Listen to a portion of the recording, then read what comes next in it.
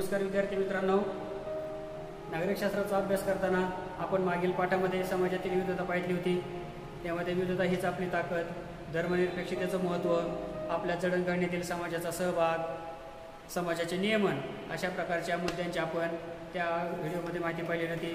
आज आपण नागरिकशास्त्र या विषयातील आपला तिसरा मुद्दा पाहणार आहोत, तिसरा धडा पाहणार आहोत, ग्रामीण स्थानिक शासन संस्था। नागरिकशास्त्रातला आपला तिसरा धडा आहे ग्रामीण स्थानिक शासन संस्था। यामध्ये पहिला मुद्दा आहे आपला ग्रामपंचायत। आपला पहिला मुद्दा आहे ग्रामपंचायत। समाजाचे नियमन करण्यात स्थानिक शासन संस्था महत्त्वाची भूमिका पार पाडतात। आपल्या देशात या संस्थांबरोबरच संघ शासन व राज्य शासनही समाज नियमनाच्या कामात सहभागी असते। स्थानिक शासन संस्थांचे ढोबळमानाने ग्रामीण व शहरी स्थानिक शासन संस्था असे वर्गीकरण केले जाते। या पाठामध्ये आपण ग्रामीण भागातील स्थानिक शासन संस्था यांच्याविषयी जाणून घेऊया। ग्रामपंचायत, पंचायत समिती व जिल्हा परिषद या ग्रामीण स्थानिक शासन संस्था एकत्रितपणे पंचायती राज व्यवस्था या संस्थांना पंचायत राज व्यवस्था असे म्हटले जाते। आता ग्रामपंचायत ही जी स्थानिक शासन संस्था या स्थानिक शासन संस्थेची दोन विभागामध्ये विभागणी केलेली आहे, ग्रामीण आणि शहरी। स्थानिक शासन संस्था यामध्ये आपण पाहणार आहोत ग्रामीण, शहरी। ग्रामीण मध्ये आहे पंचायत, ग्रामपंचायत, पंचायत समिती, जिल्हा परिषद आणि शहरी स्थानिक शासन संस्था ज्या आहेत त्यामध्ये नगरपंचायत, नगर परिषद आणि महानगरपालिका। आता यामध्ये आपल्याला पहिला मुद्दा पाहायचा आहे ग्रामपंचायत। आपल्याला पहिला मुद्दा घ्यायचा आहे ग्रामपंचायत आणि या मध्ये प्रत्येक गावाचा।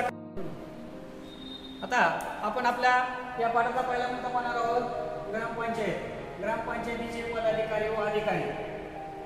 आता प्रत्येक गावाचा कारभार ग्रामपंचायत करते। 500 पेक्षा कमी लोकसंख्या आहे अशा 2 किंवा अधिक गावासाठी एकच ग्रामपंचायत असते, त्याला गट ग्रामपंचायत असे म्हणतात। पाणी पुरवठा, दिवाबत्ती, जन्म मृत्यू, विवाहाच्या नोंदी इत्यादी कामे ग्रामपंचायत करते।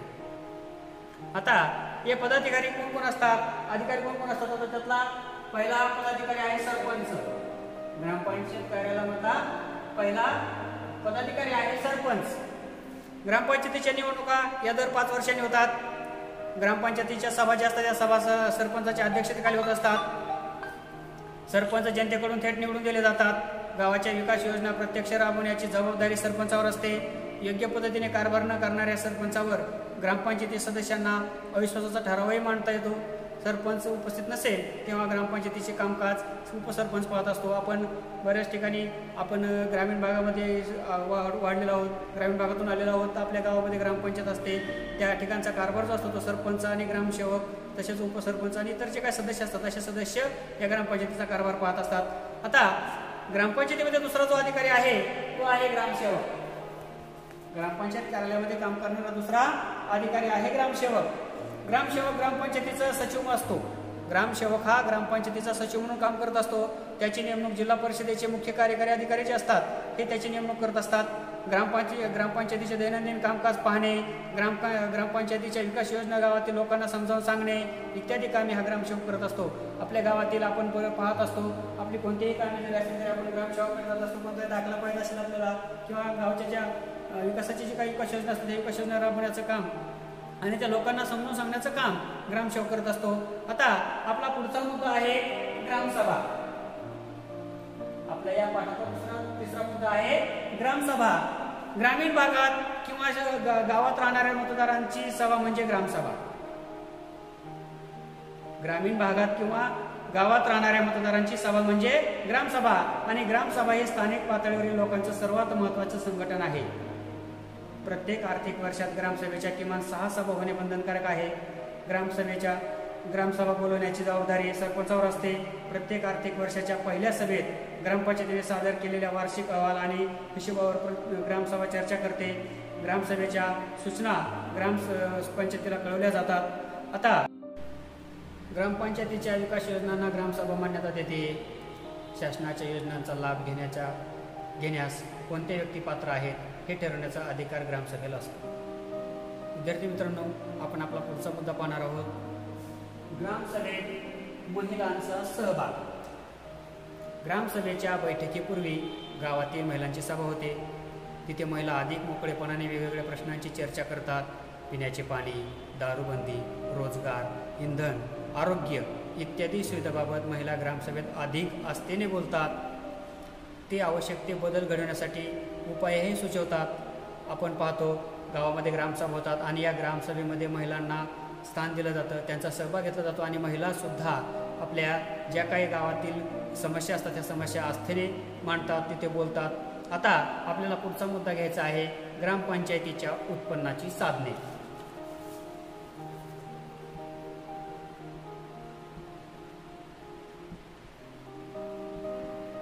ग्रामपंचायतीच्या उत्पन्नाची साधने.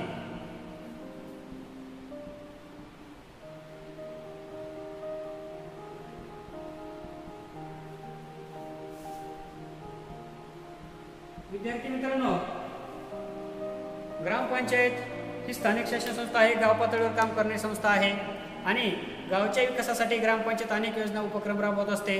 त्यासाठी ग्रामपंचायतजवळ पैसा असणे आवश्यक आहे. विविध करांची आकारणी करून ग्रामपंचायत पैसा उभा करत असते. त्यामध्ये घरपट्टी, पाणीपट्टी, आठवडे बाजारावर कर, यात्रा कर, राज्य शासन आणि जिल्हा परिषद यांच्याकडून मिळणारे अनुदान हे ग्रामपंचायतीला उत्पन्नाचं साधन आहे. मोठ्या ज्या शासन संस्था असतात त्यांना मोठी कामं आलेली असतात, मोठं अनुदान भरपूर प्रमाणात मिळत असतं, परंतु ग्रामपंचायत ही स्थानिक आणि ग्रामीण भागातील स्थानिक शासन संस्था असल्यामुळे या उत्पन्नाचे साधने थोडी कमीच असतात. आता आपण पुढचा मुद्दा घेणार आहोत, पंचायत समिती.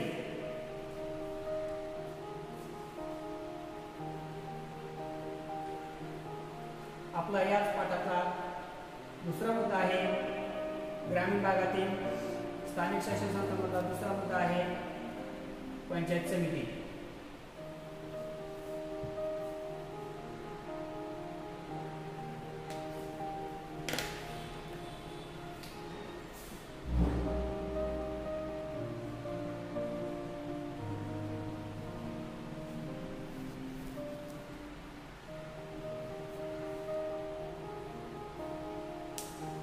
विद्यार्थी मित्रांनो, एका तालुक्यातील सर्व गावांचा एकत्रित असा विकास गट असतो.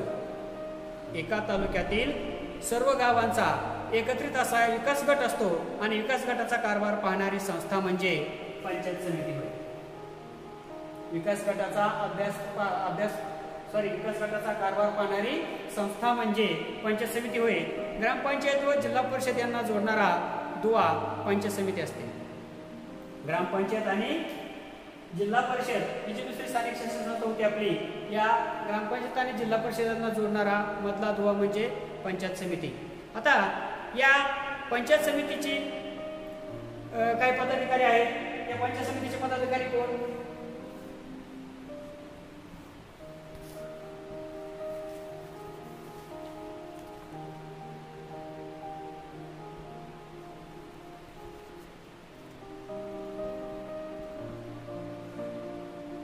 जसं आपण ग्रामपंचायतीचे पदाधिकारी पाहिजे, सरपंच, ग्रामसेवक, त्याचप्रमाणे पंचायत समितीचे सुद्धा पदाधिकारी असतात. या पंचायत समितीचे निवडणुका दर 5 वर्षांनी होतात. निवडून आलेले प्रतिनिधी आपल्यापैकी एकाची सभापती आणि एकाची उपसभापती म्हणून निवड करत असतात. पंचायत समितीची सभा बोलवणे आणि त्यांचे कामकाज चालवणे ही जबाबदारी सभापतीची असते. सभापतीच्या अनुपस्थितीत उपसभापती काम करत असतो. आपणही पाहिलं ग्रामपंचायतीमध्ये सरपंच ज्यावेळेस. विद्यार्थी मित्रांनो, आपला पुढचा मुद्दा आहे पंचायत समितीची कामे. लोकांची कामे: रस्ते, गटारे, विहिरी, कूपनलिका, आरोग्य, रोगप्रतिबंधक लस, पाणी पुरवठ्यामध्ये स्वच्छ पिण्याचे पाण्याची सोय करणे, स्वच्छतामध्ये रस्त्याची स्वच्छता, कचऱ्याची विल्हेवाट लावणे अशी कामं स्वच्छतेविषयी करावी लागतात. शेती व पशुधन सुधारण्यासाठी शेतकऱ्यांना मदत, शिक्षण, प्राथमिक शिक्षण, मोफत व सक्तीचे शिक्षण अशा प्रकारचे योजना पंचायत समिती सुद्धा राबवत असते. आरोग्य, उद्योग, हस्तोद्योग आणि कुटीर उद्योग यांच्या विकासाला चालना देणे आणि लोककल्याणाची काही कामं आहेत. दुर्बल घटकांना आर्थिक मदत करणे ही पंचायत समितीची कामे आहेत. हे पाहिले आपण पंचायत समितीची कामे. विकास गटात कोणती कामे केली पाहिजेत, त्या योजनांचा आराखडा पंचायत समिती तयार करते. प्रत्येक महिन्यात पंचायत समितीची किमान एक तरी सभा होणे आवश्यक असते. पंचायत समितीला जिल्हा निधीकडून काही रक्कम मिळते. विकास गटात करायच्या विकासाच्या योजनांसाठी पंचायत समितीला राज्य शासनाकडूनही अनुदान मिळते. अशा प्रकारे पंचायत समितीला सुद्धा वेळोवेळी जी काही कामे असतात राज्य शासनाकडून मिळणारं अनुदान आहे, या अनुदानातून या पंचायत समितीला उत्पन्न मिळत असते. विद्यार्थी मित्रांनो, आता आपण आपला पुढचा मुद्दा पाहणार आहोत, जिल्हा परिषद.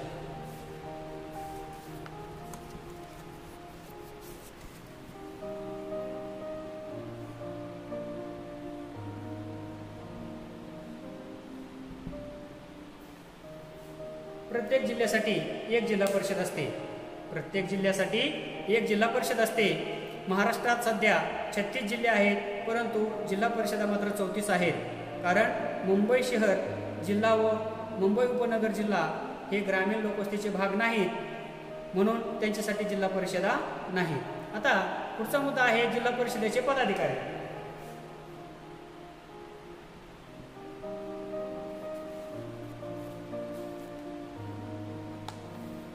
आपला पुढचा मुद्दा आहे जिल्हा परिषदेचे पदाधिकारी.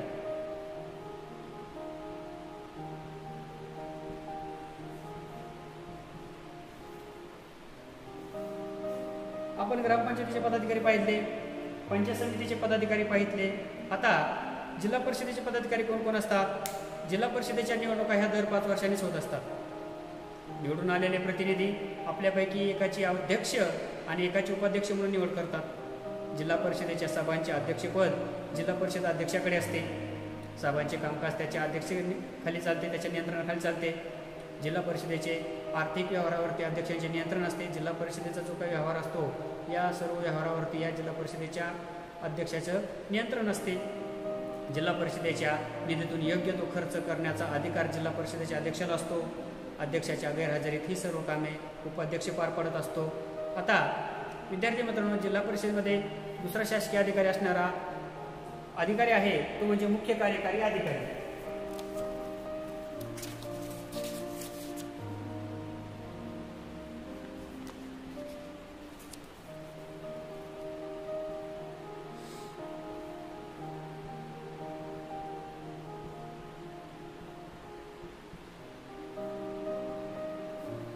जिल्हा परिषदेमध्ये महत्त्वाचा अधिकारी म्हणून मुख्य कार्य अधिकारी यांची स्थान असते. जिल्हा परिषदेने घेतलेल्या निर्णयांची प्रत्यक्ष अंमलबजावणी जिल्हा परिषदेचा मुख्य कार्यकारी अधिकारी करतो आणि त्याची नेमणूक हे राज्य शासन करत असते.